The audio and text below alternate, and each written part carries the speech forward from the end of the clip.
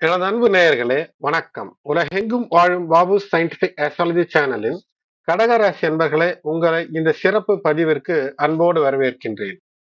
இந்த பதிவில் யாரும் சொல்லாத ரகசியம் என்ற தலைப்பில நிச்சயமாக இது தெரிந்து வைத்துக் கொள்வதன் மூலமாக பதற்றத்தை தவிர்க்கலாம். எச்சரிக்கை உணர்வோடு இருக்கும்போது வெற்றிக்கான பாதையில் செல்லலாம். வெற்றிக்கான பாதை இல்லை என்றால் அதிலிருந்து விலகி எது வெற்றியோ அதை தேர்ந்தெடுக்கலாம். அன்பு நேயர்களை இதுவரை சப்ஸ்கிரைப் செய்யாத அன்பர்கள் சப்ஸ்கிரைப் செய்யுங்கள். பெல் பட்டன் அழுத்தி நோட்டிபிகேஷனை ஆன் செய்து தொடர்ந்து இணைந்து ஆதரவு தர அன்போடு வேண்டுகின்றேன். மேலும் உங்களுடைய உற்றார் உறவினர் நண்பர்கள் கடகராசி, கடக லக்னம் என்றாலும் அல்லது ராசி கடகம் லக்னம் எதுவாக இருந்தாலும் பொதுவிலே இந்த பலன்கள் பொருந்தி வரும்படியாக உங்களுக்கு இதை நான் கணித்தும் தொகுத்தும் தருகின்றேன். எனது அன்பு நேயர்களே, சனி பகவான் உங்களுடைய ராசிக்கு அதிர்ஷ்டத்தை தரக்கூடிய பாக்கியத்தை தரக்கூடிய நிலையிலேயே பயணம் செய்கிறார். இந்த பயணத்தின் போது சற்று கவனமாக இருக்க வேண்டிய ஒரு நிலை.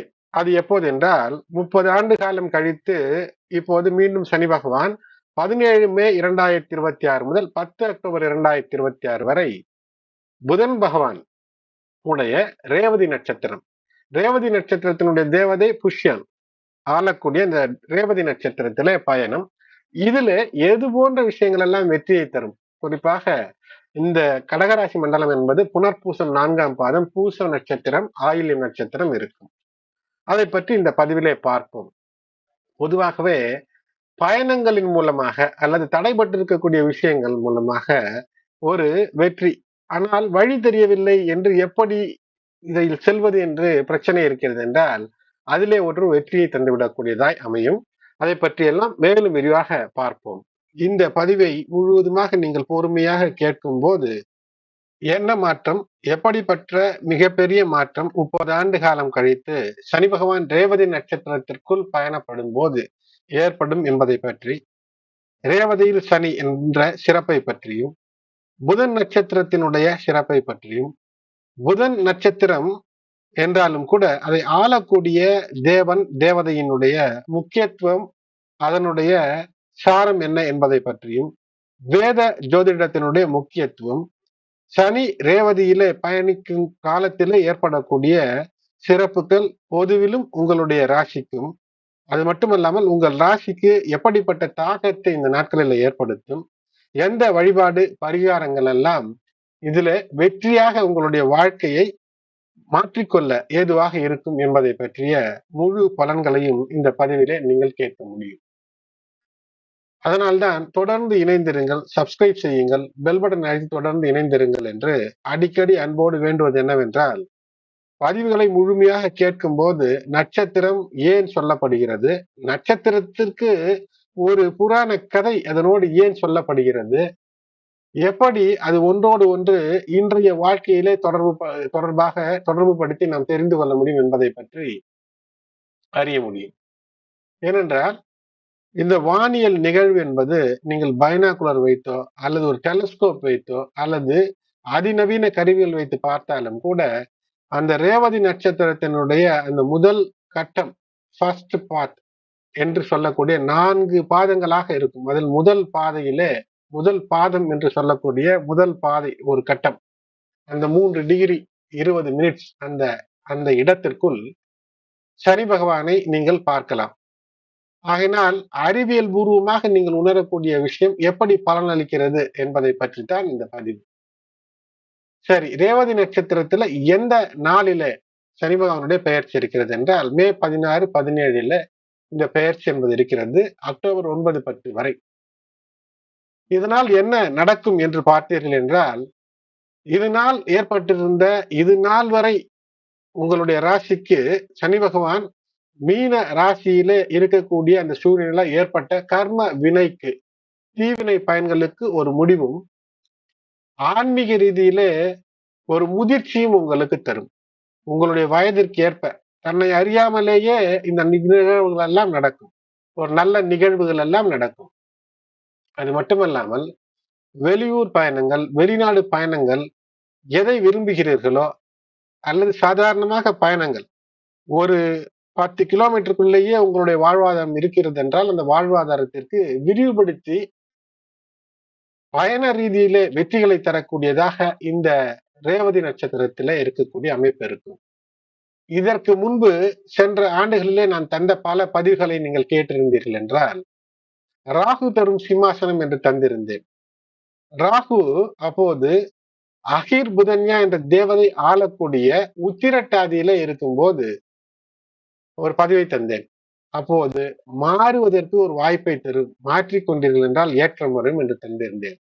இப்போது ஒரு மாறுதலை நீங்கள் ஏற்றுக்கொண்டிருந்தீர்கள் என்றால் அந்த மாறுதலுக்கு இப்படி மாற வேண்டும் என்ற முடிவு எடுத்திருக்க வேண்டும், அதற்கான முயற்சி எடுத்திருக்க வேண்டும். ஆனால் அதற்கான சரியான பாதை கிடைக்காமல் திண்டாடி கொண்டிருக்கக்கூடிய சூழ்நிலையில இந்த ரேவதி நட்சத்திரத்திற்கு சனி பகவான் பயணப்படும் போது இப்போது கிரியேட்டிவ் ஐடியாஸ், ஆக்க சிந்தனைகள் எல்லாம் கிடைக்கும்.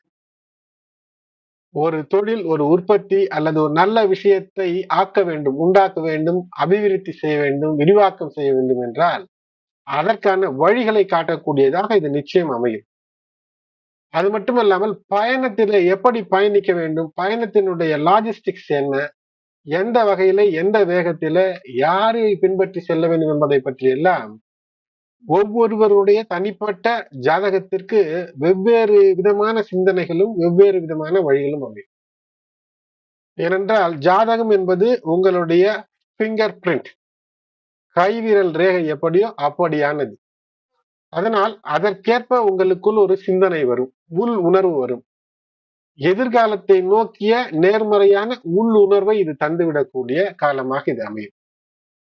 அதோடு கூட பல கிரகங்கள் தினந்தோறும் சந்திரன் மாறும், அவையெல்லாம் ஒரு நாளுக்கான பலன், வாரத்திற்கான பலன் என்றெல்லாம், மாதத்திற்கான பலன் சூரியனை வைத்து என்றெல்லாம் இருந்தாலும் கூட வெற்றி என்பது இருக்கும். ஒருவேளை உங்களுடைய பிறவி ஜாதகத்திலே இந்த ரேவதி நட்சத்திரத்திலே குரு பகவான் இருக்கிறார் என்றால் உங்களுக்கு வரமாக மிகப்பெரிய ஒரு அட்வைசராக நீங்கள் மாறக்கூடிய அமைப்பை இது தரும். அது மட்டுமல்லாமல் ஞாபக சக்தி என்பது மிகப்பெரிய தெளிந்த ஞாபக சக்தியை தரும். அதாவது யானை போன்று என்று சொல்வார்கள் அல்லவா, ஒரு விஷயத்தை மறக்காமல் வைத்திருப்பான், அவனிடம் கவனமாக இருக்க வேண்டும், அவனிடம் ஒரு தவறு செய்தால் அதை மனதிலே வைத்திருந்து என்றாலும் ஒரு நாள் அதற்கான நல்வினையோ தீவினையோ அதற்கு பழி தீர்ப்பான் என்று சொல்வார்கள். அது போன்று குரு பகவான் அங்கு இருந்தால் உங்களுடைய சுயஜாதகத்திலே மிகப்பெரிய நினைவாற்றலை தருவார். ராகு ஒருவேளை அங்கு இருக்கிறார் என்றால் வெளி விஷயங்களிலே உங்களுடைய நாட்டம் என்பது இருக்கும், அதை குறைத்துக் கொள்ள வேண்டும். தூக்கத்திலே பிரச்சனைகள் இருக்கும், அதை சீர் செய்து கொள்ள வேண்டும். அவ்வப்போது கவனக்குறைவாக இருக்கக்கூடிய அமைப்பு இருக்கும், அவை சீர் செய்து கொள்ள வேண்டும். ஒருவேளை கேது இருக்கிறார் என்றால் அந்த உள்ளுணர்விலே கெட்டது நல்லது எல்லாம் வந்து போகும். அதுல நல்லவற்றை படித்து நல்ல விஷயங்களை மட்டும் பேசும்போது பிறவியிலேயே உங்களுக்கு இருக்கக்கூடிய அந்த ஞானமானது உதித்து வெற்றி பெறும். ஒருவேளை சனி பகவான் இருக்கிறார் ரேவதி நட்சத்திரத்துல என்றால் மற்றவர்களை வழிநடத்தக்கூடிய ஒரு மிகப்பெரிய மேலாளராக, ஒரு சிஇஓவாக, அதேபோல் விஞ்ஞானம், வெளிவட்டம், பூமியிலிருந்து வெளியே சென்று வரக்கூடிய அந்த ஏரோநாட்டிக்ஸ், ஸ்பேஸ் சயின்ஸ் இவற்றிலே மிகப்பெரிய அறிவை தந்துவிடும். ஏனென்றால் பூமிக்கு வெளிப்பட்ட விஷயங்களிலே அற்புதத்தை தருவதுதான் இந்த ரேவதி. ஆகையினால் ஒருவேளை சுக்கிரன் இருக்கிறார் என்றால் உங்களுடைய வாழ்க்கை துணை உங்களுக்கு லட்சங்களை அல்ல கோடிகளை அள்ளித்தந்து குவிக்கக்கூடிய அமைப்பு ஏற்படும். சூரியன், கேது மற்றும் சனி இவையெல்லாம் ஒன்றிணைந்து இருக்கிறது என்றால் பணத்தை சேர்ப்பது மட்டுமல்ல, மற்றவர்களுக்கு அள்ளித்தரக்கூடிய அமைப்பை தரும். ஆனால் சூரியன் இருந்தால் ரேவதி நட்சத்திரத்துல நரம்பு சார்ந்த பிரச்சனைகளை தரக்கூடியதாக இருக்கும். சிலருக்கு ஏதோ ஒன்று இல்லாத கற்பனை எல்லாம் தோன்றும் ஒருவேளை ராகு இருக்கிறது என்றால். ரேவதியிலே ரேவதி என்பது புதன் நட்சத்திரம். உங்களுடைய புதனினுடைய நிலை பிறவி ஜாதகத்திலே ஆட்சி, உச்சம், சுப தொடர்பு என்றால் அடித்துக்கொள்ள ஆளே இல்லை, மிகப்பெரிய உயரங்களுக்கு சென்று விடலாம். இதே இந்த சனி பகவான் ரேவதி நட்சத்திரத்துல இந்த 83 நாட்களில ஒரு பேர் பாதி நேர்கதிக்கு முதல் பாதம், இரண்டாம் பாதம் என்று செல்வார். இந்த இரண்டாம் பாதம் வக்கரகதிக்கு மீண்டும் வந்துவிடக்கூடிய அமைப்பும் இருக்கிறது. ஆகையினால் இதுல பழைய விஷயங்களை விட்டுவிட்டு ஆன்மீக ரீதியிலே எத்திக்ஸ், மரபுகள் சார்ந்து இதுவரை பட்ட துன்பங்களிலிருந்து வெளிவர எது உங்களுக்கு தேற்றுமோ ஆறுதல் தருமோ அதை பற்றி ஏற்கனவே இந்த விஷயங்கள் எல்லாம் பற்றி இருக்க வேண்டும். அப்படி பற்றி இல்லவில்லை என்றால் இப்போதாவது பற்றி கொள்ளுவது, அதான் நல்ல விஷயங்களை ஏற்றுக்கொள்வது. அதை ஏற்றுக்கொண்டிருந்தால் பாதை தானாக தெரிய வரும். இந்த நேரத்துல நீண்ட நெடுநாட்களாக நீங்கள் எதை விரும்புகிறீர்களோ அதை பற்றி யோசித்து செய்ய வேண்டும். பூர்வ ஜென்ம கர்ம வினைகளுக்கான தீர்வு கிடைக்கக்கூடிய அமைப்பை இது ஏற்படுத்தும். இப்போது விட்டால் மேலும் ஒரு 30 ஆண்டு காலமாகும் இந்த ரேவதிக்கு சனி வருவதற்கு. ஆனால் இந்த வாய்ப்பை தவறவிட்டால் மேலும் 2 சான்ஸ் தருவார். 2027, 2028ல இந்த வக்கரகதி நேர்கதி என்று மாறி மாறி சனி பகவான் இந்த ரேவதியிலே பயணப்பட போகிறார். இந்த பதிவிலே உங்களுக்கு நான் சொல்வது என்னவென்றால், அக்டோபர் 10 வரை 83 நாட்கள் 2026ல இருக்கக்கூடிய விஷயத்தை பற்றித்தான். அதனால் இந்த மே 17, 2026 முதல் சனி பகவான் புஷ்யன் எனும் தேவதை ஆளக்கூடிய புதனினுடைய ரேவதி நட்சத்திரத்திலே பெயர்ச்சி. இது மிக மிக முக்கியமானது. இந்த புஷ்யன் என்றாலே லட்சுமிகரமானது என்று வைத்துக் கொள்ளுங்கள். ஏனென்றால் 12 ஆதித்யர்களுக்குள் இந்த புஷ்யனும் ஒருவன். சனியினுடைய சித்தப்பா என்று வைத்துக் கொள்ளுங்கள். நமக்கு புராணங்கள் அப்படித்தான் சொல்கிறது. இந்த புஷ்யன் மிருகங்கள் மற்றும் உயிர்களுக்கு நடக்க வாழ நகர்ந்து வாழக்கூடிய பூமியிலே வாழக்கூடிய உயிர்களுக்கு அவை இறந்த பின்பு வானத்திலே வழி தெரியாமல் இருந்தால் வழிகாட்டும். பூமியில வழிகாட்டக்கூடிய அமைப்பும் இந்த புஷ்யனுக்கு உண்டு. உங்களுக்கு ஒரு புராண கதை தெரிந்திருக்கும். தமிழிலே கூட திருவிளையாடல் என்ற ஒரு படம் இருக்கும். தக்ஷன் நடத்திய யாகத்தினால் ஒரு பிரச்சனை ஏற்பட்டு விடுகிறது. அந்த பிரச்சனையில சிவன் வீரபத்ரனாக மாறி சிலர் மீது தாக்குதல் தொடுக்கும் போது பல் உடைக்கப்பட்டவன் புஷ்யன் பூமியிலே வந்து ஆடு மேய்த்தும் உயிர்களுக்கு வழிகாட்டியாகவும் இருப்பதாக புராணம் கூறுகிறது.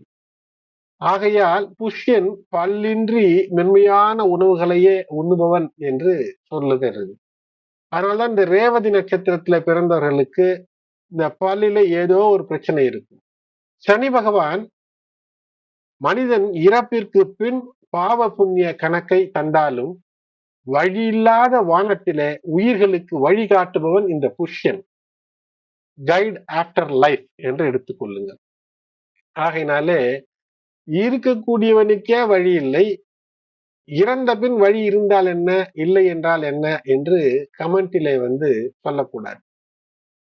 இருக்கக்கூடிய வாழ்க்கையில சீராக வாழ்ந்தால்தான் அடுத்த வாழ்க்கை என்பதிலே அதற்கு வழி ஏற்படும். நல் வழியிலே வாழ வேண்டும் என்பதற்குத்தான் இந்த புராணங்கள் எல்லாம் கதைகளாக சொல்லப்படுவது. வாழ்க்கையினுடைய ஆழ்ந்த தத்துவங்கள். முழு தத்துவத்தையும் விரிவாக சொல்ல வேண்டும் என்றால் அது 2-3 மணி நேரத்திற்கு மேல் செல்லும். அவ்வப்போது அதனால் முடிந்தவரை பதிவுகளிலே நான் அவ்வப்போது சிறு சிறு விஷயங்களாக சொல்லிக் கொண்டு இருக்கின்றேன். 2026ஆம் ஆண்டு மே மாதம் 17ஆம் தேதி சனி பகவான் இந்த உத்திரட்டாதி நட்சத்திரத்தில இருந்து ரேவதி நட்சத்திரத்திற்கு பெயர்ச்சி ஆகிறார். இந்த நட்சத்திரத்தில அக்டோபர் 9 வரை இருப்பார். இந்த அக்டோபர் 9 வரை இருக்கக்கூடிய கிட்டத்தட்ட 146 நாட்களில ஒரு பாதி நாட்கள் நேர்கதி, அப்புறம் வக்கரகதி. 2.5 மாதம் நேர்கதி, 2.5 மாதம் என்பது வக்கரகதியாக அமைந்துவிடும். இது 1-2 பாதங்கள் ரேவதியிலே இருக்கும். இது காம திரிகோணத்தை தவிர்த்து தர்ம மற்றும் அர்த்த திரிகோணங்களிலே இதனுடைய தாக்கம் இருக்கும். ரேவதி நட்சத்திரத்தினுடைய முதல் பாதத்திலே செல்லும் போது நவாம்ச கணக்கிலே பார்க்கும்போது இது தனுசுவிலும், 2ஆம் பாதியிலே 2ஆம் கட்டத்திலே ரேவதியின் 2ஆம் பாதத்திற்கு செல்லும் போது மகர நவாம்சத்திலும் விழும். ஆகையினால் இது தர்ம திரிகோணம், அர்த்த திரிகோணம் என்று சொல்லப்படுகிறது. அதனால் நவாம்சத்திலே பார்க்கும்போது தனுசு, மகரம், மீண்டும் தனுசு என்று இருக்கும். 2026 அதாவது இந்த பதிவு சார்ந்த விஷயத்துல 5 மாதங்கள் சனி பகவான் இந்த ரேவதி நட்சத்திரத்திலும் 2027 ஒரு 6 மாதங்களும் 2028 2 மாதங்களும் இருப்பார். சனி பகவான் 29 மார்ச் 2025 முதல் 23 பிப்ரவரி 2028 வரை மீன ராசியிலே அவருடைய சஞ்சாரம் என்பது இருக்கும். 35 மாதங்கள். சனி பகவான் சாதாரணமாக ஒரு 2.5 வருடம், அதாவது 30 மாதங்கள் தான் இருக்க வேண்டும். ஆனால் இது கூடுதலாக எப்படி ஒரு 5 மாதம் வருகிறது என்றால், இந்த முன்பின் வக்கரகதிக்கு வரக்கூடிய மேஷத்திற்கு மாறி மீண்டும் வக்கரகதியிலே வரக்கூடிய காரணத்தினால் ஏற்படுகிறது. ஆகையினாலே பூரட்டாதி, உத்திரட்டாதி, ரேவதி என சனி மீனத்திலே 3 நட்சத்திரங்களிலும் 9 நட்சத்திர பாதங்களிலும் அவர் பயணப்பட்டு மீனத்தை கடந்து மேஷத்திற்கு செல்வார். மீனத்தில் இருக்கும்போது சனி பகவான் உங்களுடைய கர்ம வினைக்கேற்ப நற்பலன்களை தர துவங்கக்கூடிய அமைப்பு இருக்கும். அது உங்களுடைய ராசி எதுவாக இருக்கிறது, லக்னம் எதுவாக இருக்கிறது என்றாலும் சரி. சனி ரேவதியிலே பெயர்ச்சி என்பது நிச்சயம் வாழ்க்கையில் ஒரு வரம். சனி மீன ராசியிலிருந்து போகும்போது மிகப்பெரிய ஆதாயங்களையும் அனுகூலங்களையும் தந்து செல்லக்கூடியதாய் அமையும். ஏனென்றால் சனி பகவானுடைய ஜென்ம நட்சத்திரமே ரேவதி என்று தான் நமக்கு சொல்லப்பட்டிருக்கிறது. சனி இந்த பெயர்ச்சியில நல் வழிகளை காட்டுவார். ஆனால் ரேவதி நட்சத்திரத்துக்காரர்கள் சற்று கூடுதல். ரேவதியில சனி செல்லும் போது நல்வழி காட்டுவார். ரேவதி நட்சத்திரத்திலே பிறந்திருப்பவர்கள் பெரும்பாலும் நல் வழிகாட்டியாக அல்லது ஒரு நல்ல பாத் ஃபைண்டர், வழியை தேர்ந்தெடுப்பவர்களாக கூட அமைவதில்லை. ஆகினால் நல்ல குரு வேண்டும். 27 டிகிரி ரேவதியில 4ஆம் பாதத்திலே சுக்கிரன், சனியின் யோககாரகன், சனியினுடைய அற்புதமான கூட்டாளி உச்சம் பெறுவது இங்கு. அதே போல் புதன் இங்கு நீச்சம் பெறக்கூடிய அமைப்பு. ரேவதி புதன் மீனராசியில நீச்சம் பெறக்கூடியதாக இருக்கிறது. ஆகையினாலே சுக்கிரனுக்கு குரு தேவை, குருவினுடைய வீடும் தேவை, குருவும் தேவை என்பதை புரிந்து கொள்ள வேண்டும். ஆகையினால் இந்த நிலை என்பது மிக முக்கியம் என்று சொல்கின்றேன். ஏனென்றால் சுக்கிரன் என்றால் சுக்கிலத்தையும் குழந்தை, அது மட்டுமல்லாமல் அது சார்ந்த வாழ்க்கை, அது சந்தோஷங்களையும் குறிக்கும். எது நன்மையாக இருக்க வேண்டும் இந்த வாழ்க்கையில என்றாலும் இந்த நிலை சிறப்பாக அமைத்துக் கொள்ள வேண்டும். ஒரே ஒரு மைனஸ் பாயிண்ட், தனிமையை விரும்பக்கூடிய சூழ்நிலையை சிலருக்கு தரும். சிலருக்கு தனிமை என்ற அந்த உணர்வு இருக்கும், அதிலிருந்து வெளிவர வேண்டும். ரேவதி நட்சத்திரத்தினுடைய அதிபதி புதன், இந்த நட்சத்திரத்தினுடைய தேவதை புஷ்யன். புஷ்யன் நல்ல வழிகாட்டியாக இந்த வாழ்க்கைக்கு அமைபவன். ரேவதி நட்சத்திரம் ஒருவருடைய கணக்குகளின்படி சித்திரகுப்தனிடம் கணக்கு முடியும் போது ஒப்படைக்கக்கூடிய அமைப்பு என்று சொல்வார்கள் அல்லவா, அவருடைய கணக்கை பார்க்கிறார் சித்திரகுப்தன் என்று. ஆகையினால் அப்படிப்பட்ட நிலையில் தான் இந்த ரேவதி நட்சத்திரம் இருக்கிறது. கருட புராணத்தின்படி ஒரு நதியில் நீந்தித்தான் ஆத்மா சொர்க்கம் நரகம் அடைய வேண்டும். அதற்கு விரஜா நதி என்று பெயர். சரி, இந்த விரஜா நதி என்பது இருக்கிறதா, இது எல்லாம் கற்பனை கதையா என்றால் இல்லை. நாசா விஞ்ஞானம் என்ன சொல்கிறது என்றால், டெர்மினல் ஷாக் என்ற இடத்துல இப்படி ஒரு நீர் ஓடிக்கொண்டே இருக்கிறது, அதை தாண்டிதான் இப்போது வாயேஜர் செல்கிறது என்று சொல்கிறார்கள். ஆகையினால் அவர்களும் இந்த டெர்மினல் ஷாக்கு முன்பாக இருக்கக்கூடிய Oort cloud, WORT, Oort cloud, Oort மேகம் என்று சொல்கிறார்கள். ஆனால் இதை நம் வேத ஜோதிடம் விரஜா நதி என்று சொல்லி இருக்கிறது. இதையும் கடந்தால்தான் மனிதனுடைய ஆத்மா சொர்க்கத்தை சென்று சேரும். ஆகையினாலே ரேவதியிலே கர்மகாரகன் சனி பகவான் பயிற்சி செய்யும் போது நல்ல கர்ம வினைகளினுடைய அந்த பாசிட்டிவ் எஃபெக்ட் தர துவங்கி விடுவான். சனி பகவான் வாயு புத்திரன், காற்றுடைய மகன். வாயு எப்படி ஏதுமில்லாத இடத்திலும் கூட எங்கு வேண்டுமானாலும் சந்து குந்து இந்து இடுக்கிலெல்லாம், சந்து குந்து இந்து இடுக்கிலெல்லாம் சிந்து பாடி பாய்ந்து விடுமோ அப்படி நல்ல வாய்ப்பு இருக்கக்கூடிய இடங்களிலே நல்ல வழிகளை ஏற்படுத்தி நற்செயல்களை பாய்ச்சி நன்மைகளை ஏற்படுத்தி விடக்கூடியதாய் அமையும். உங்களுக்கு தேவை பாசிட்டிவ் திங்கிங். எந்த தவறு நிகழ்ந்திருக்கிறதோ, ஏது சீராக இல்லையோ அதை சீர்படுத்தி இருக்க வேண்டும். ஏனென்றால் உத்திரட்டாதி நட்சத்திரத்திற்குள் சனி பகவான் இருக்கும் போதும், ராகு அங்கிருந்து கடந்து பின்னோக்கி செல்லும் போதும் சீர்திருத்திக் கொள்ளுங்கள், சிக்கலிலிருந்து வெளிவாருங்கள் என்று பதிவை தந்திருந்தேன்.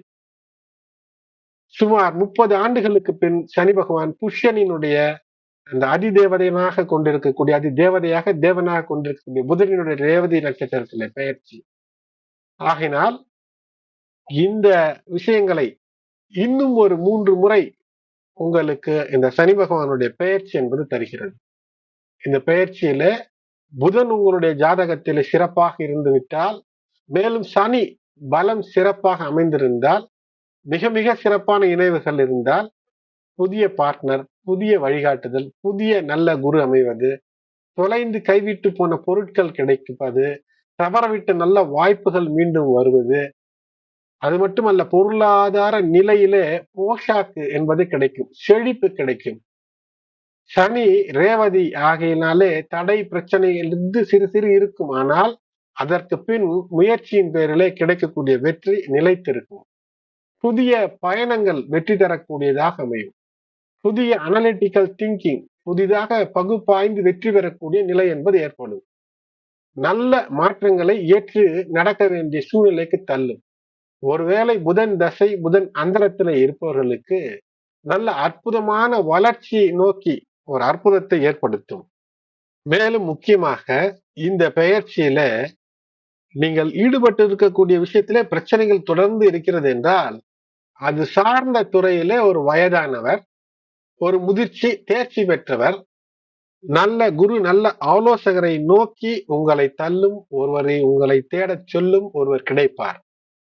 ஒருவேளை புதன் வக்ரம் அசங்கதம் என்றால் சில உறவு கணக்கு சார்ந்த உடல்நலம் சார்ந்த பிரச்சனைகள் சில ஏற்பட வாய்ப்பு இருக்கிறது.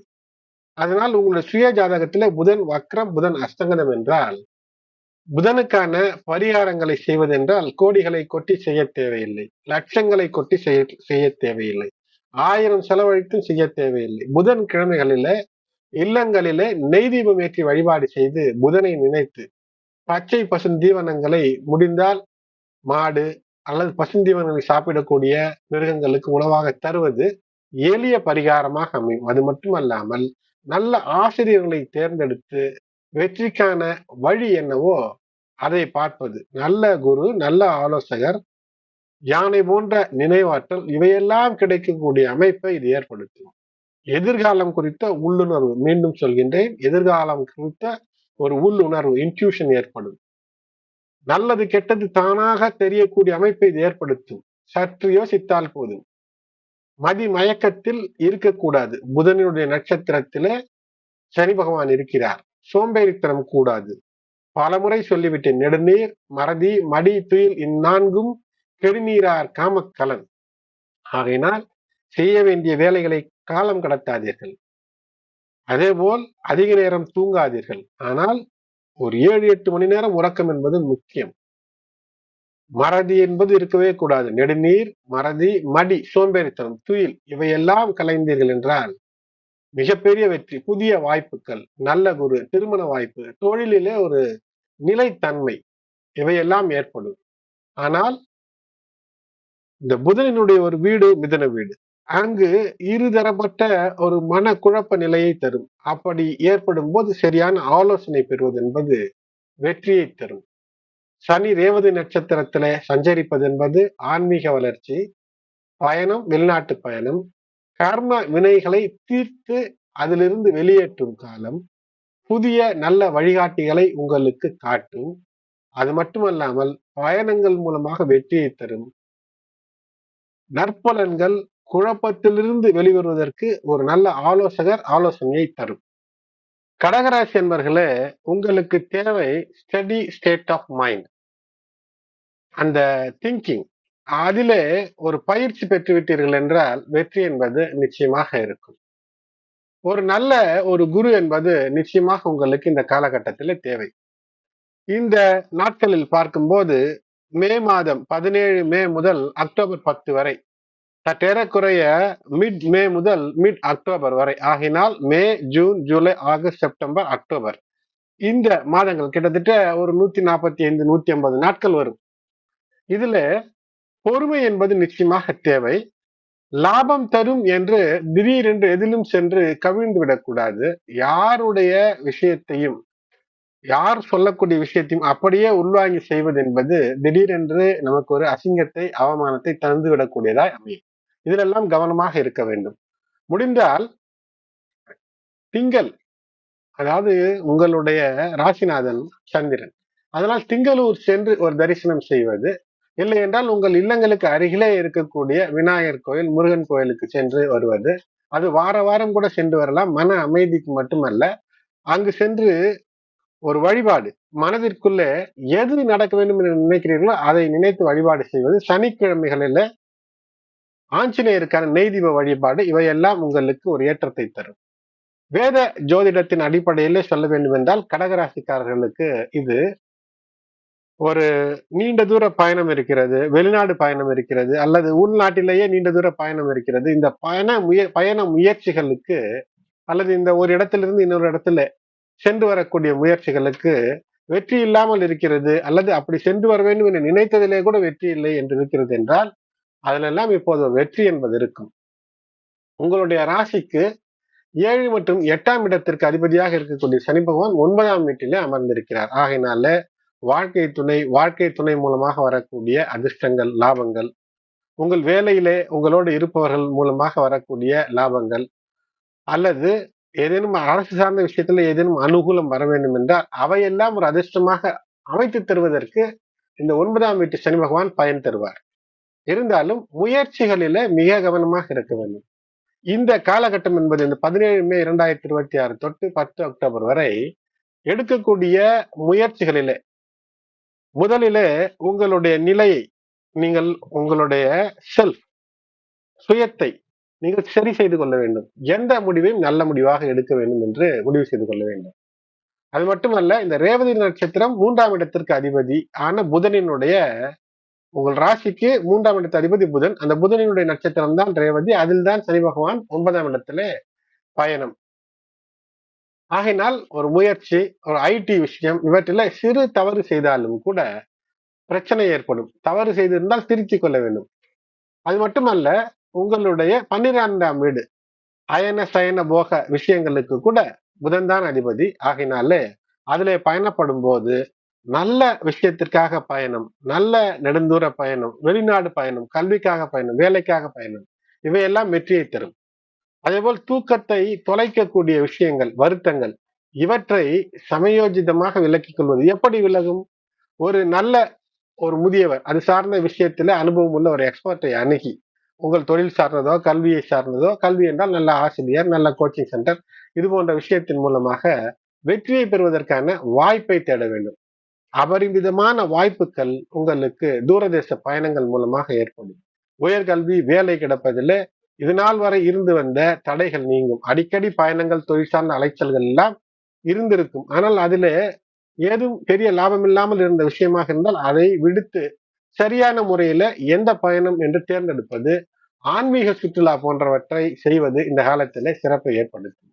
அது மட்டுமல்ல, 3ஆம் அதிபதியினுடைய நட்சத்திரம் ரேவதி, அதிலே செல்லும் போது, சனி பகவான் பயணிக்கும் போது தைரியமாக ஏதேனும் ஒரு முயற்சியில திறன் அதிகமாக உங்களுடைய ஸ்கில்ஸை வெளிக்காட்டி நீங்கள் முயற்சி செய்யும் போது சற்று ஏதேனும் ஒரு விஷயம், ஒரு செலவு இருக்கலாம், அல்லது சற்று கூடுதலான நேரத்தை செலவழிக்கலாம். உறக்கத்தை 8 மணி நேர உறக்கம் என்பது அரை ஒரு மணி நேரம் குறைத்து கூடுதலாக வேலை செய்யலாம். இவையெல்லாம் நடக்கும். இவையெல்லாம் நடந்தால் லாபமாக இருக்கும். ஆனால் தேவையில்லாத பயணம், தேவையில்லாத பேச்சு, தேவையில்லாத மின்னணு சாதனங்களை பயன்படுத்துதல், இவையெல்லாம் சிக்கல்களை ஏற்படுத்தும், லாபத்தை குறைக்கும். 7ஆம் அதிபதியான சனி பகவான் 9லே இருப்பது உங்களுடைய வாழ்க்கை துணைக்கு வேலையிலே ஒரு நல்ல ஒரு உயர்வை தரும், வெளியூர் பயணங்களை தரும், வெற்றியை தரும். தந்தைக்கு இந்த நிலை என்பது ஏதேனும் ஒரு விதத்துல உடல்நலம் சார்ந்த விஷயத்துல சற்று கூடுதல் அக்கறை எடுத்துக்கொள்ள வேண்டிய ஒரு சூழ்நிலை என்பது ஏற்படலாம். வாக்குவாதங்களை நீங்கள் பெரியவர்களோடு தவிர்ப்பது நல்லது. தந்தைக்கு நிகரானவர்களோடு தவிர்ப்பதே நல்லது. அது மட்டுமல்லாமல் 12ஆம் இடத்து அதிபதி புதன், அந்த புதனினுடைய ரேவதியில செல்லக்கூடிய சனி பகவானாக இருப்பதால் இந்த காலகட்டத்துல பண வரவு சீராக இருந்தாலும் கூட சற்று சுப விரயங்களுக்காக இந்த தருணத்தை பயன்படுத்திக் கொள்ள வேண்டும் என்று இருக்கும். அதனால் புதிய புதிய விஷயங்களை, வீட்டிற்கு தேவையான விஷயங்களை வாங்குவது, வீடு மாற்றம், பயண செலவுகள், இன்பச் சுற்றுலா, இவையெல்லாம் இருக்கும். ஆனால் சுற்றுலா தேவை என்றால் செய்யலாம். ஆன்மீக சுற்றுலா அதுவும் கூட தேவை என்றால் தான் செய்ய வேண்டும். உங்கள் மனதிற்கு ஒரு மகிழ்ச்சியை தரும். நீண்ட தூர பயணம் என்பது கலைத்திருக்கிறீர்கள் என்றால் அதிலிருந்து ஒரு விடிவு ஏற்படுவதற்கு ஒரு பயணம். இவையெல்லாம் ஆன்மீக சுற்றுலாவோடு ஒன்று சேர்த்துக் கொள்வது நல்லது. தேவையில்லாத பயணங்களை தவிர்ப்பது மிக கவனம் தேவை என்பதால் 8ஆம் அதிபதி ஆதிக்கம் ஆகையினால் புதிய தொழில், மிகப்பெரிய முதலீடுகளை கடன் வாங்கி போடுவது இவையெல்லாம் தவிர்க்க வேண்டும். உடல் நலத்தை பொறுத்தவரை அயன சயன போகத்தின் அந்த நிலையில இருக்கக்கூடிய 12ஆம் இடத்து அதிபதி புதனுடைய நட்சத்திரத்தில் செல்லக்கூடிய காரணத்தினால் தூக்கமின்மை, உடல் சோர்வு, கண் எரிச்சல் இது போன்ற விஷயங்கள் எல்லாம் இருக்கும். அதிக நேரம் தேவையில்லாத விஷயங்களை பயன்படுத்துவது, எதையுமே அளவிற்குள் வைப்பது என்பது சிறப்பை ஏற்படுத்தும். இந்த காலகட்டம் என்பது பொதுவிலே தன்னம்பிக்கை, நல்ல விஷயங்களை முன்னெடுத்து செய்வது, பயணங்கள் வழியான அதிர்ஷ்டங்களை பெறுவது இவையெல்லாம் சிறப்பாக இருக்கும். நீங்கள் இதற்கு சில சிறிய பரிகாரங்களை, எளிய பரிகாரங்களை செய்யலாம். பசுமாடு வளர்க்கிறீர்கள் என்றால் வீட்டிலே, அது சிலர் தான் வளர்க்க முடியும். இந்த காலத்திலே நவீனமயமாக்கப்பட்டிருக்கிறது. பால் எப்படி வருகிறது என்று கேட்டால் கம்பெனியிலே உற்பத்தி ஆகிறது என்று ஒரு பையன் சொல்கிறான். 8ஆம் வகுப்பு படித்துக் கொண்டிருக்கிறான். ஆச்சரியமாக இருந்தது. அதனால் அது கூட தெரியவில்லை. அப்படி வளர்கிறார்கள் நகரத்திலே. ஆகினால் பசும் தீவனத்தை உங்கள் கைகளால் மாடு, ஆடு போன்ற மிருகங்களுக்கு தருவது, ஆஞ்சநேயர் வழிபாடு செய்வது, துளசி மாலை சாற்றி வியாழக்கிழமைகளில் பெருமாள் வழிபாடில் ஈடுபடுவது, விநாயகர் வழிபாடு என்பது மனதை தெளிவாக வைத்திருப்பது வெற்றிக்கான வழிகளை தரும். முடிந்தால் திங்களூர் சென்று வாருங்கள். அன்பு நேயர்களே, கடகராசி என்பவர்களே, பதிவு பயனுள்ளதாக இருக்கும் என்று கருதினீர்கள் என்றால் லைக் செய்யுங்கள். மேலும் உங்களுடைய உற்றார் உறவினர் நண்பர்களுக்கும் இந்த பதிவினை ஷேர் செய்யுங்கள். இதுவரை சப்ஸ்கிரைப் செய்யாதவர்கள் சப்ஸ்கிரைப் செய்து பெல் பட்டன் அழுத்தி தொடர்ந்து இணைந்து ஆதரவு தர அன்போடு வேண்டுகின்றேன். நன்றி.